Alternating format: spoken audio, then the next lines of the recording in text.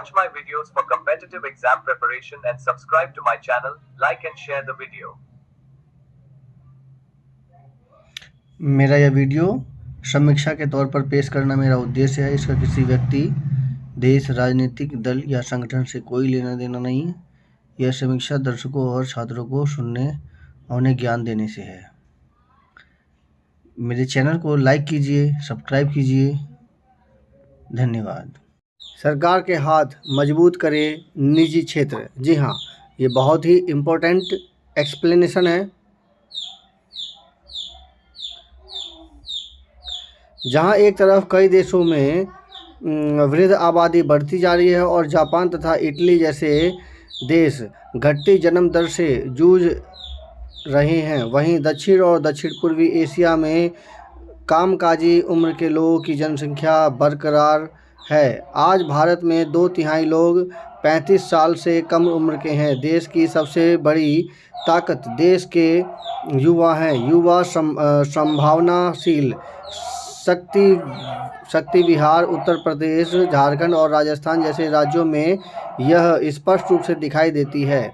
ज़रूरत है इस ऊर्जा को सही दिशा देकर एक मजबूत आर्थिक ताकत में रूपांतरित किया जाए। वित्त वर्ष 2026-27 के लिए गत वर्ष संसद में पेश केंद्रीय बजट में युवाओं को सिर्फ भविष्य नहीं कहा गया है, बल्कि उन्हें वर्तमान में भविष्य के निर्माणकर्ता माना गया है। इस भविष्य के निर्माणकर्ताओं को सफल बनाने के लिए ज़रूरी है कि उनके लिए अवसरों की ऐसी सीढ़ी तैयार की जाए जिससे वे अपनी रुचियों और कौशल का सही उपयोग कर नई ऊंचाई छू सकें। युवा जनसांख्यिकी के लिए पढ़ाई और रोजगार के ऐसा परिवेश तैयार करना होगा जो उन्हीं के तरह विविध, बहुआयामी और गतिशील हों। ज़मीनी वास्तविकताओं और अंतर क्षेत्रीय जटिलताओं को समझते हुए सरकार ने बजट में प्रतिभाओं में निवेश की प्राथमिकता दी है। पिछले कुछ वर्षों में ऐसी योजनाएं शुरू की गई हैं जिन्होंने चुनिंदा क्षेत्रों में प्रशिक्षण को उद्योग के साथ जोड़ा और इस साझेदारी में कौशल अंतर को पाटने की कोशिश की। बजट इन योजनाओं को और विस्तार तो देता ही है, साथ ही नए अवसरों की घोषणा भी करता है। भारत की विशिष्टताओं को ध्यान में रख कर देखें तो बजट युवा केंद्रित प्राथमिकताओं की उकेरता है। भारत की डिजिटल क्षमता और उनकी पहली बड़ी ताकत है। भारत तेज़ी से मोबाइल आधारित क्रिएटर इकोनॉमिक बन रहा है। ये बहुत बड़ी बात है कि भारत एक मोबाइल आधारित क्रिएटिव इकोनॉमिक बन रहा है। आज युवा सिर्फ कंटेंट देखना नहीं चाहते, वे कंटेंट बनाना भी चाहते हैं। डिजिटल क्षेत्र में प्रभाव बढ़ाने के लिए हमें डिजिटल मॉडल्स को सीखने पर जोर देना होगा। रचनात्मक क्षेत्रों में विकास को ध्यान में रखकर बजट में 15,000 स्कूलों और 500 कॉलेजों में एनिमेशन, विजुअल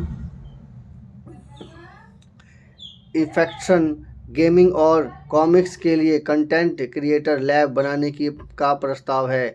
इस लैब्स के जरिए युवा तकनीक का बेहतर इस्तेमाल करना सीखेंगे, जिससे उनकी रचनात्मक आकांक्षाओं को सही औपचारिक स्वरूप मिलेगा और वे अंतर्राष्ट्रीय स्तर पर प्रतिस्पर्धा करने लायक कौशल विकसित कर पाएंगे। दूसरा अहम स्तंभ है उद्यमिता। भारत का स्टार्टअप इकोसिस्टम तेज़ी से छोटे शहरों और सुदूर क्षेत्रों तक विस्तार कर रहा है।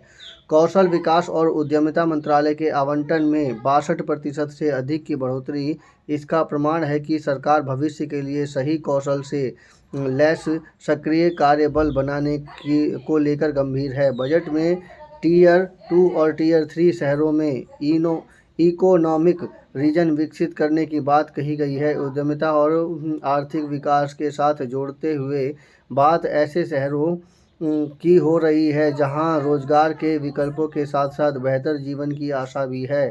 घर के पास अच्छे अवसर मिलने से बड़े शहरों की तरफ युवाओं का पलायन कम होगा और देश में संतुलित विकास हो सकेगा। तीसरा और अत्यंत महत्वपूर्ण स्तंभ है हमारे उच्च शिक्षा संस्थान जो देश के लिए एक सशक्त भविष्य की नींव रख सकते हैं और जिनकी भूमिका आने वाले दिनों में और भी महत्वपूर्ण हो जाएगी।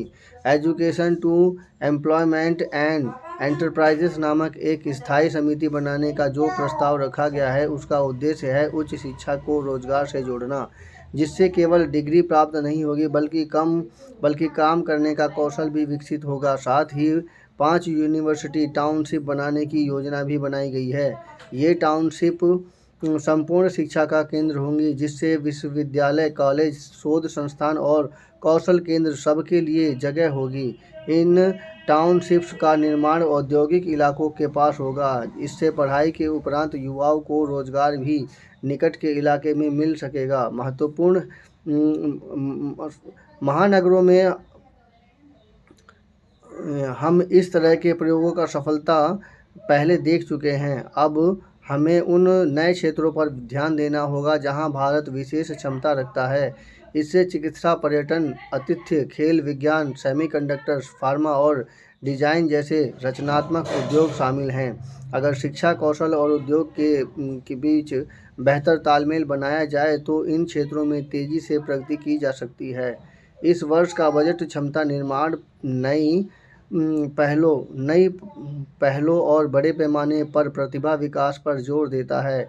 इन पहलुओं को केंद्र में रखकर भारत जहां एक और वैश्विक स्तर पर प्रतिस्पर्धी बन सकता है, वहीं देश में समावेशी भागीदारी को बढ़ावा भी दे सकता है। युवा केंद्रित प्रगति के लिए कौशल, रोजगार व उच्च शिक्षा सभी अत्यधिक महत्वपूर्ण है और इस बात को केंद्रीय बजट में स्वीकारा है। सरकार ने अपना दायित्व स्पष्ट कर दिया है। इसे साकार करने के लिए निजी संस्थानों को भी कंधे से कंधा मिलाकर काम करना होगा। शिक्षा और कौशल में प्रगति को अगर हम यूं ही अपनी योजनाओं के केंद्र में रखेंगे तो संभव है कि 2026 भारत के भविष्य के निर्णायक वर्ष होगा। जी हाँ, ये सभी चीज़ बहुत ही महत्वपूर्ण है किसी भी देश के विकास के लिए। इसलिए अगर निजी संस्थान अगर इसमें सरकार का सहयोग देती हैं तभी जाकर के सफलता मिलती है। अभी आपने गलगोटिया यूनिवर्सिटी के बारे में भी सुना होगा, जिन्होंने एक मॉडल को प्रस्तुत किया, लेकिन वो चाइना का था। उन्हें क्या ज़रूरत थी इस प्रकार के मॉडल को प्रस्तुत करने के लिए? जब तक युवा वर्ग उसको देखकर उसको प्रेरित हो करके उसी मॉडल को अगर दूसरे रूप में प्रस्तुत करते, तो केवल उसका शक्ल ही बदल देते, तो भी हम ये कह सकते थे कि हाँ, यहाँ पर ये कुत्ते की जगह बिल्ली बना हुआ है या कुत्ते की जगह भेड़िया है। तो ऐसे करके भी अगर शक्ल बदल देते तो भी वो पास हो जाता बड़े आराम से। तो कुल मिलाकर के ये बच्चे की जो क्षमता है, जो योग्यता है, वही काम देती है। तो निजी सेक्टर किसी भी तरह से सरकार की सहयोग करे तभी जा कर के वो सफल हो सकती है। कोई भी सरकार हो, सफल जब ही हो सकती है जब तक निजी क्षेत्र उस सरकार की सपोर्ट नहीं करेगा, तब तक वो सफल नहीं हो सकता है। तो सरकार और निजी सेक्टर दोनों ही महत्वपूर्ण योगदान देते हैं किसी भी समाज को, देश को चलाने में। मेरी ये समीक्षा कैसी लगी कृपया कमेंट कीजिए, चैनल को सब्सक्राइब कीजिए।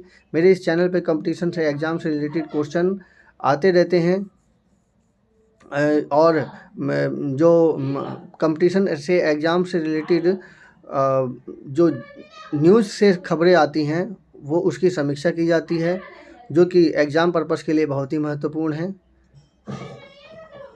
शेयर कीजिए, कमेंट कीजिए, सब्सक्राइब कीजिए। Thank you.